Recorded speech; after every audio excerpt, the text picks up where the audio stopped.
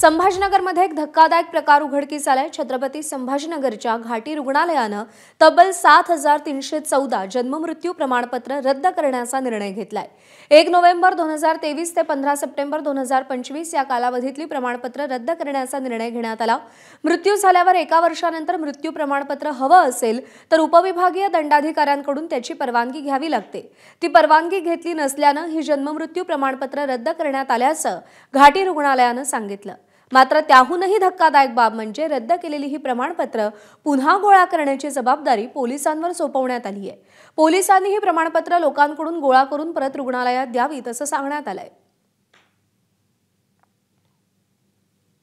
कायद्याचं काटेकोर पालन करण्याच्या सूचना सर्वच जिल्ह्यामध्ये यामध्ये देण्यात आलेल्या आहेत। त्यानुसार आपल्यालाही त्याच्या बाबतीमध्ये मार्गदर्शन आणि तसे आदेश मिळालेत। म्हणून आपण आपल्याकडे 7214 अशी प्रकरणं होती, त्यापैकी आपण 2173 ही आपण त्यामध्ये रद्द केलेली आहेत मान्यता घेऊन, आणि आता 5000 अजून आपल्याकडे प्रकरणं अशी आहेत की ती रद्द करण्याची कार्यवाही सुरू आहे। दरम्यान या सगळ्या संदर्भात एबीपी माझानं काही सवाल उपस्थित केलेत, पाहूया। उपविभागीय अधिकाऱ्यांच्या परवानगीशिवाय मृत्यू प्रमाणपत्र दिलीच कशी?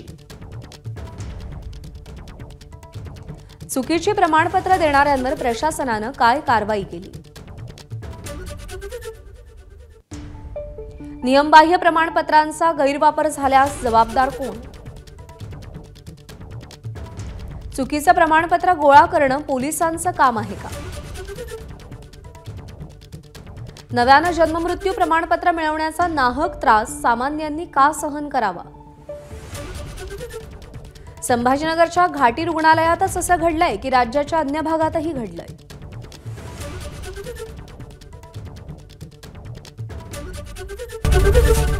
एबीपी माझा, उघडा डोळे बघा नीट।